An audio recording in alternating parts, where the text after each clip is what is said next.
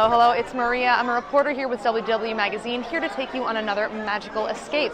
This evening, I am coming to you from the atrium of the Disney Wish. I am about to embark on my cruise here aboard the Disney Wish, but right now I want to take you back in time to a few hours ago when I arrived at Port Canaveral. I'm going to take you through the entire embarkation process of what it takes to get on board of your Disney cruise when you board at Port Canaveral. So without further ado, let's get on the ship. I'm here in my vehicle pulling into Port Canaveral. This section of the video is going to be for if you are driving to Port Canaveral, so if you're not, you can feel free to fast forward ahead in the chapter timestamps to when I'm actually checking in at the port. But right now I am driving into the port. I am about to pull into the parking lot, and I'm going to go through all of the steps from pulling into the port, arriving at the parking lot, through to your embarkation. So you pay for your parking as you are pulling in. You don't have to worry about when you get off the ship. Tap your credit card, the arm will go up, and you will receive a parking ticket to place in your windshield, letting you know that you are good to go for the duration of your sailing. All right, so here's your first tip if you're driving to Port Canaveral. This whole process from pulling in to pay for parking, they have a serpentining through the parking garage right now.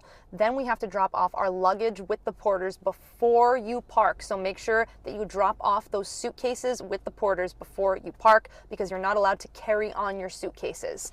That being said, this whole process is going to take between 30 and 40 minutes. So make sure you allot about 30 to 40 minutes before your port arrival time for the whole parking and luggage dropping off process, because it definitely is a process and you want to maximize your time on the ship. So make sure you arrive at Port Canaveral with at least 30 minutes before your port arrival time. There is literally nothing more exciting than when you pull into any port and see your ship. There is the Wish. I cannot wait to get on board. There they go. See you in our stateroom. Bye. Luggage drop-off was a success. However, this bag right here has two very important items in it. Number one, my passport. Make sure you have your passport in the bag you're carrying on the ship, because you need it when you go in to check in through security here in the cruise terminal. Second thing, if you are carrying on any wine or beer or any alcohol in general, make sure that's also in your carry-on bag. Alcohol cannot be in your checked bag. So when you drop off those suitcases, just do a mental check. Do you have the two things you need, your passport and your alcohol, in your carry-on bag? If the answer is yes, you're good to go park. So now that I've crossed over the crosswalk from the parking, these are the different corrals for the different port arrival times. Based on when you checked in for your port arrival time, that determines which corral you get into. Our port arrival time is 12:15, so I am in the 12:15 corral.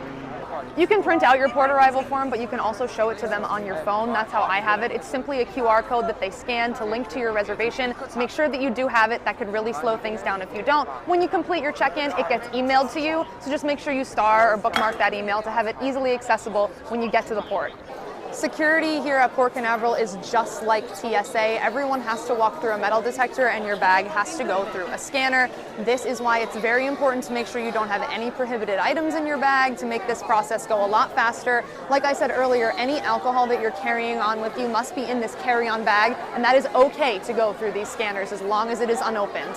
Here we are inside of Port Canaveral. We've just passed through security. Now we have to go to general check-in. So they do call it a boarding process for a reason. There are several check-in points. Now we're getting our passports checked. So there are several different corrals once you are past security as well. If you are a Castaway Club member, meaning that you have been on at least one Disney Cruise Line sailing, you can check in at the Castaway Club check-in. If this is your first sailing, go to general check-in. And of course, if you are a concierge member, if you're fancy, you can check in at the concierge. They have their very, very own check-in. Now's the time to have that port arrival QR code out again, as well as your passports. Here is where they're going to make sure that you have all the correct citizenship documents, not only to get on the ship, but also to make sure that you're good to go when you're coming back. One of Disney's home cruise ports is the Port of Port Canaveral, and they have their very own cruise terminal that is all decorated, decked out with Disney designs and characters on the walls. You will notice a lack of that here because where I boarded was not Disney's terminal. When I got on the ship, I saw why. The Disney Fantasy was actually in port at Port Canaveral with us that day, and that is the ship that was at Disney's home port. All that to say, depending on when your sailing is, you may or may not be in that Disney home terminal. Have no fear though, you are definitely still boarding the Disney ship that you made a reservation for. My passport's been given the thumbs up. I am good to board right now. My boarding group has actually been called, but just in case yours hasn't, or if you've got some time to kill in the port, here is a big tip. you can connect to the DCL Wi-Fi when you're here in the port. That will show you your dining rotation, what night each show will be performed, and you get to explore the onboard activities. So if you've got some time to kill here in the port, go to your Wi-Fi, connect to DCL Guest, and that will take you in through the Navigator app and show you all of that stuff. So like I said, especially if you've got some time to kill here in the port, make sure that you connect to that Wi-Fi, maximize your time, and it will really help you out a lot to give you a good indication of what you've got coming up on your sailing. If you buy a photo package, you can get your first photo taken on your way to board the ship to kick off your vacation. I am ready. Captain Mickey is ready. We are about to head aboard the Disney Wish. Let's go. Cinderella and Prince Charming are here to welcome us aboard the Disney Wish. Wow, what a welcome. Well, that is going to do it for me here today on our Embarkation Day vlog aboard the Disney Wish. I'm about to set sail. Stay tuned for much more to come from this sailing aboard the Disney Wish.